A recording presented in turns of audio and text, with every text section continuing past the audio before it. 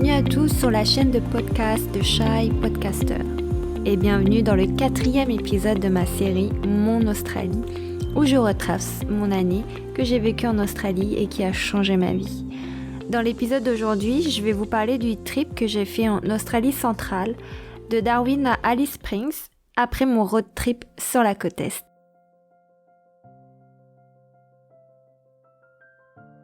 Petit résumé de ce que je disais dans l'épisode 3.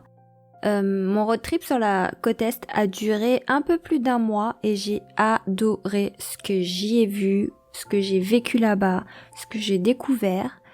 Et j'ai vu des plages magnifiques, par exemple Noosa, Fraser Island, avec tous ces lacs colorés. Il y avait un lac couleur du thé, couleur thé English breakfast, genre le rouge là. Il y avait plein de chutes d'eau, on se baignait là-dedans. Les Whitsundays, donc je vous en ai un petit peu parlé, c'est des plages qui sont assez connues avec des bancs de sable blanc magnifiques. Magnetic Island aussi, j'ai adoré, j'y suis retournée aussi plus tard.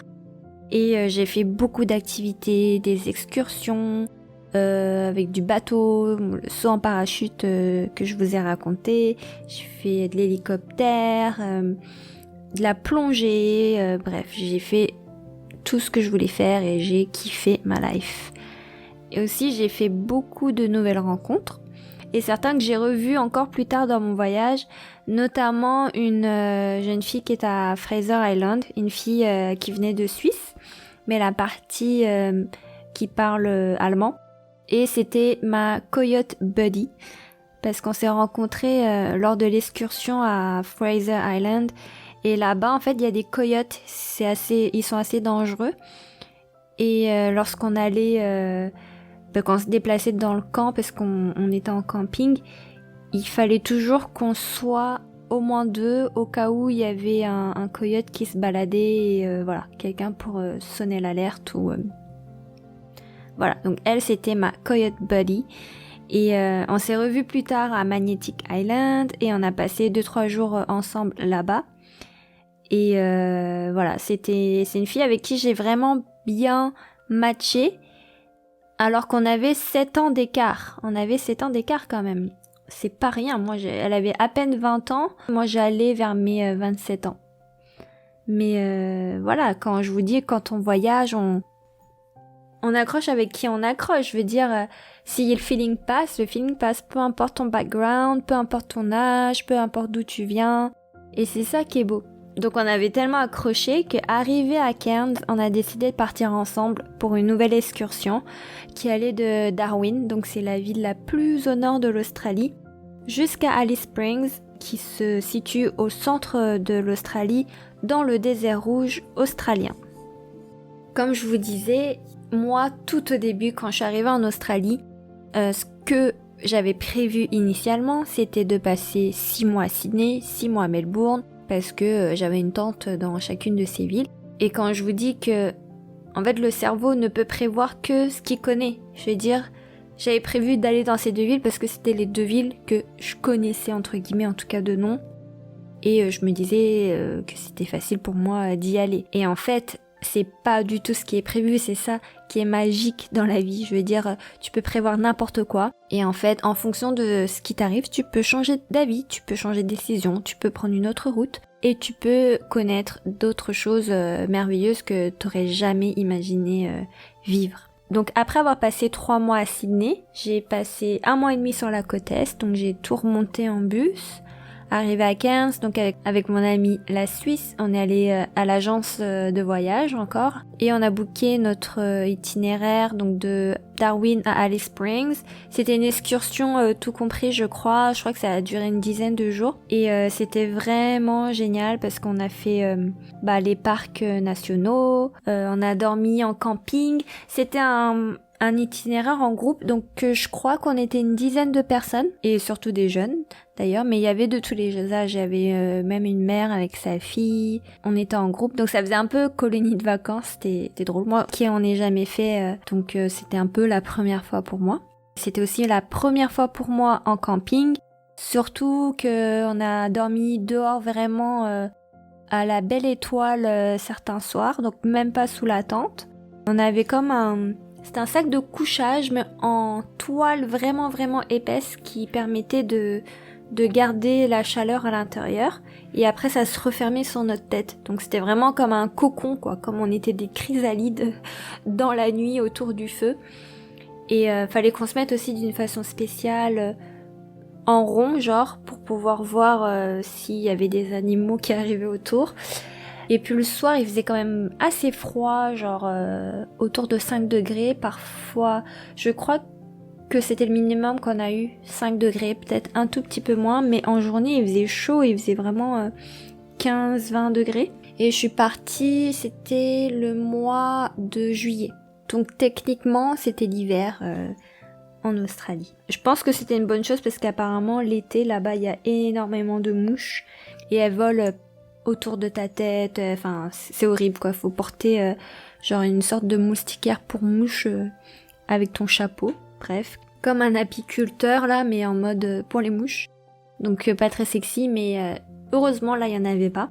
L'une des plus belles choses quand tu dors vraiment dehors, c'est de voir la Voie lactée, les étoiles, c'est waouh, indescriptible, je pourrais même pas... Il faut le voir quoi, pour le croire. Déjà, on est de l'autre côté du monde, donc la Voie lactée, on la voit pas de la même façon qu'en Europe. Et quand t'es dans le désert rouge, ils appellent ça le désert rouge parce que toutes les pierres sont d'une couleur rouge.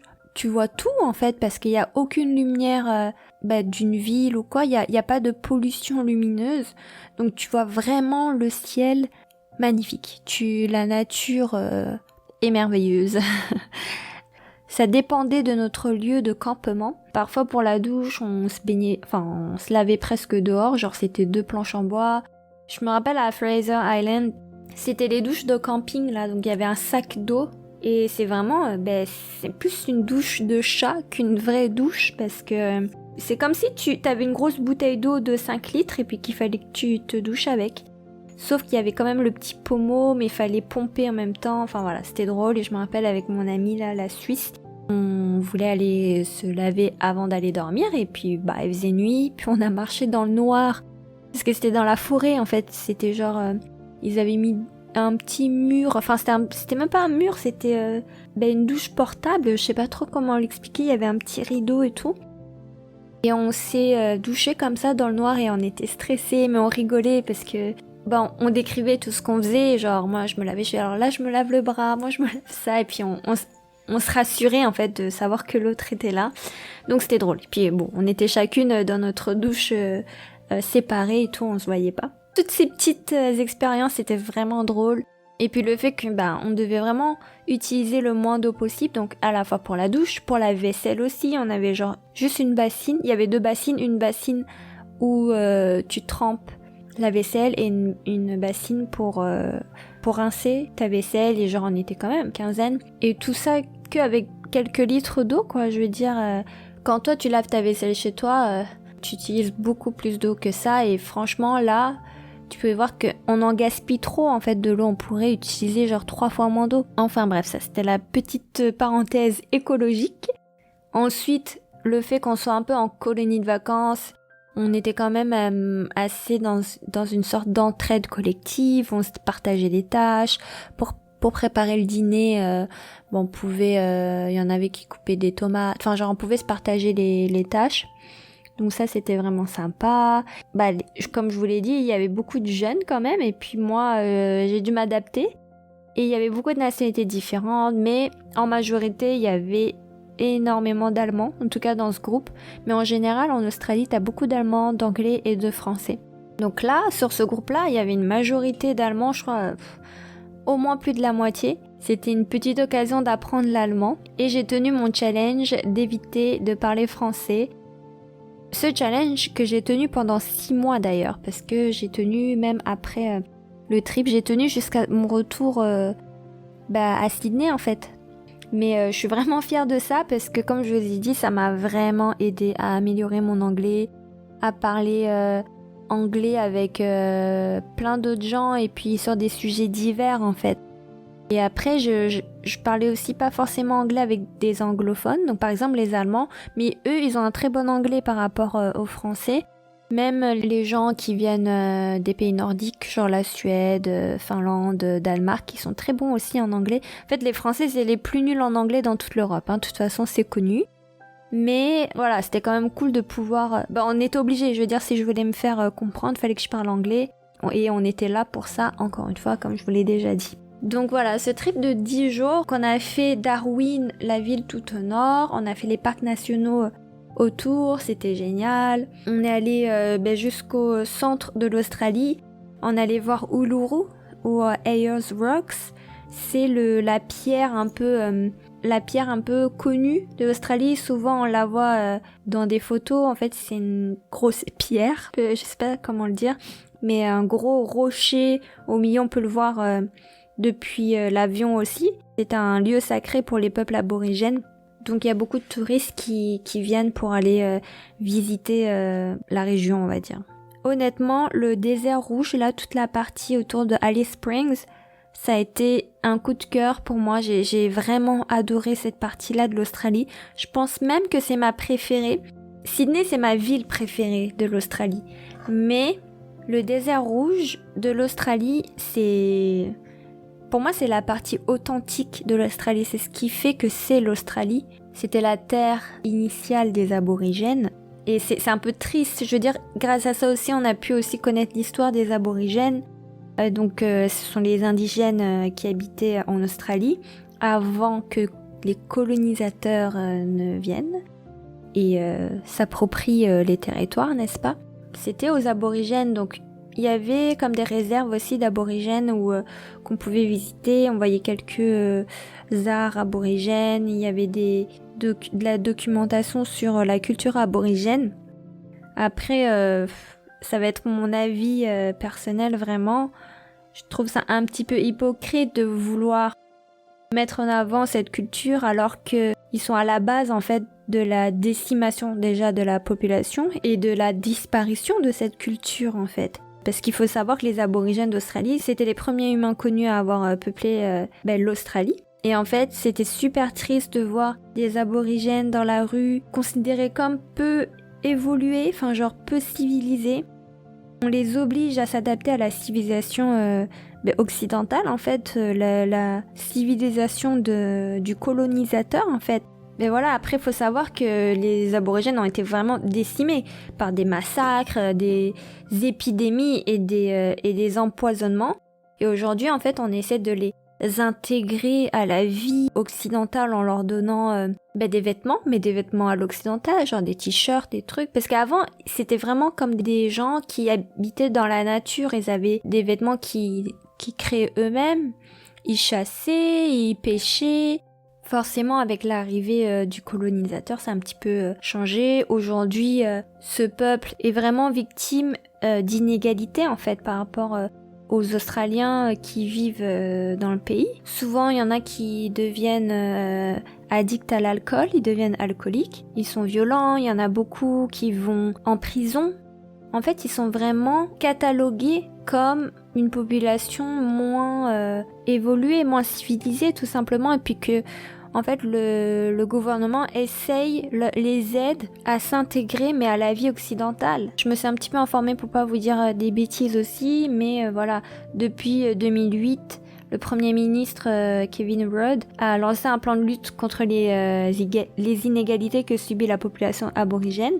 Et 10 ans après, apparemment, ils ont constaté des progrès significatifs sur le taux de mortalité infantile, la scolarisation, le taux de réussite au baccalauréat, le taux de scolarisation, le niveau de lecture, le taux de chômage et l'espérance de vie. Il faut savoir que leur espérance de vie était vraiment inférieure à celui de l'homme blanc, disons. Ces critères, en plus, là, pour constater le progrès, c'est les critères de la société occidentale. On s'entend que avant ça, ils vivaient très bien, avant que les armes ne leur soient présentées, que les tissus ne leur soient présentés, que tout ce qui est occidental, en fait, avant, ils vivaient dans la forêt, ils chassaient, ils n'avaient pas besoin de matériel, en fait. Donc ça, c'est quelque chose que je trouvais quand même triste. Après, je suis contente de l'avoir vu, dans le sens où ça m'a ouvert les yeux encore un peu plus sur la colonisation en général, parce que après la France aussi est un pays colonisateur et a eu pas mal de pays sous leur empire et emprise. Là, c'était triste quand même de voir que ce peuple-là était encore assez stigmatisé en fait. Ouais, moi je trouvais ça un petit peu hypocrite que le gouvernement propose des aides alors que c'est un peu eux en fait la base de leur pas mal-être, c'est un grand mot, mais ouais. Enfin en tout cas voilà, je pense c'est un problème qui est apparu dans tous les pays colonisés. En tout cas aujourd'hui le but du pays semble de vouloir les intégrer au système, mais pas de leur permettre de vivre comme ils l'entendent. Après de toute façon ça serait impossible aujourd'hui. Parce que déjà, leur connaissance et leur culture a été perdue à travers le temps. Je veux dire, je pense que même si tu les mettais dans la forêt, ils pourraient même plus savoir comment chasser. C'est triste quoi, c'est juste triste. C'était un peu le seul point négatif de ce que j'avais découvert en voyageant du nord au centre. Mais comme je vous ai dit, le positif c'est que j'avais découvert ça et que j'ai été sensibilisée à ce sujet. Encore une chose en fait qu'on peut apprendre à l'école, mais pas forcément sur les autres pays. Je veux dire, on va pas... faire l'histoire des aborigènes d'Australie quand on est à l'école en France, par exemple. En tout cas, surtout lorsqu'on fait partie d'un pays qui a lui-même colonisé d'autres pays. Mais bon, je pense que c'est un autre débat. Tout ça pour vous dire que le fait de voyager vous fait vraiment ouvrir les yeux et vous permet de voir la cruelle réalité parfois. Souvent même dans son propre pays, mais on va refuser de le voir. Je parle aussi pour moi, hein. Moi la première, je m'exclus pas du tout du lot. Mais parfois, quand on voyage, on va être plus sensible à, par exemple, la pauvreté, ou par rapport à des niveaux de vie ou situations de vie de certaines populations. Et que parfois, il y a les mêmes personnes, et que parfois, il y a des gens dans notre propre pays qui sont aussi mal lotis, on va dire. C'est encore une chose pour laquelle je suis reconnaissante depuis mon voyage, parce que j'ai pu voir que j'avais de la chance, en fait. J'avais de la chance d'être déjà en voyage. C'est pas tout le monde qui peut se permettre de voyager non plus. J'ai un toit sur ma tête, j'avais plus qu'il n'en faut au niveau matériel. Et avec ce voyage, d'autant plus là en trip, en campement et tout ça, tu prends vraiment la valeur qu'a l'eau, parce que techniquement on n'avait pas beaucoup d'eau, on avait quelques tonneaux d'eau, mais pour le voyage, et on était à des points vraiment éloignés de tout, donc c'était pas possible de gaspiller. Voilà, même au niveau du matériel, j'ai pris conscience de beaucoup de choses. Au final, comme je voyageais en sac à dos, plus je voyageais léger, mieux c'était. Et puis je voyais que j'avais plein de choses que j'avais pas besoin en fait. Genre en vrai de vrai. Puis je voyais vraiment des gens voyager beaucoup plus léger que moi. Moi j'ai du mal parce que d'une, je suis une fille, et de deux, je suis occidentale, donc je suis à l'occidentale. Ok, c'est peut-être des excuses, mais voilà. J'ai pas l'habitude, et j'ai toujours des trucs au cas où j'ai froid, au cas où j'ai chaud, au cas où j'ai moyennement chaud, au cas où j'ai moyennement froid. Ça fait qu'après j'ai un méga sac. Mais bon, je sais que vous les filles qui m'écoutez, vous me comprenez. 2 pantalons, 5 t-shirts, en vrai ça suffit. Un pull, il y en a qui voyageaient vraiment qu'avec ça. Et ça suffisait. Après les vêtements ça se lave, hein, je veux dire, voilà. J'ai vraiment pris conscience de ce genre de choses. Et je vous dis, j'ai fait l'école de la vie cette année-là. J'ai fait l'école de la vie. Vous pouvez m'appeler la Paris Hilton du pauvre. C'est pas que j'avais pas connaissance de ce qui se passait dans le monde, mais je réalisais pas. Et je trouve que ça a beaucoup plus d'impact quand on voit les choses de soi-même. On se dit, c'est vrai. Et on voit les gens qui vivent dans cet état. Parfois, en fait, je trouve, ce qui est le plus percutant, c'est de voir des gens qui ont une situation moins favorable, entre guillemets, par rapport aux critères qu'on a aujourd'hui, hein, de la société moderne, de la société occidentale. Ils sont moins bien lotis niveau matériel, on va dire. Et en fait, parfois, ils sont heureux comme ils sont. Je veux dire, ils n'ont pas besoin d'avoir la dernière télé HD 4K, ils ont pas besoin d'avoir le dernier iPhone. Enfin, je sais pas. Moi, je trouve que ça remet vraiment en perspective beaucoup de choses. Le voyage, ça ouvre les yeux. Le voyage seul, encore plus, parce que tu te connectes avec les gens, t'es ouvert aux gens. Et ça, je trouve ça sans prix, en fait. C'est des choses qu'on peut apprendre, qu'on peut garder avec nous toute notre vie, en fait. Dans cet épisode-là, je voulais vraiment appuyer le fait que j'étais reconnaissante pour ça, en fait, pour l'apprentissage que je fais à chacun de mes voyages, à l'ouverture d'esprit que ça m'apporte, aux gens que je rencontre et avec qui j'échange et qui m'apprennent toujours quelque chose de nouveau. Ça c'est... Encore une fois, je vais me répéter, ça n'a pas de prix, ça n'a pas de prix. Voilà, c'était tout pour moi. J'espère que vous avez aimé cet épisode 4. J'espère que vous n'êtes pas trop ennuyés et j'espère aussi que vous serez là pour l'épisode 5 qui sortira dimanche prochain. Et si vous voulez pas rater la sortie du prochain épisode, vous pouvez vous abonner à la chaîne, peu importe la plateforme sur laquelle vous m'écoutez. J'ai aussi ouvert un compte Instagram donc qui portera le même nom que le podcast, donc The Shy Podcaster, tout collé. Si vous voulez me contacter pour toute question ou toute remarque, ça me ferait vraiment plaisir d'échanger avec vous. Voilà, donc merci à tous de m'avoir écouté. Bye bye.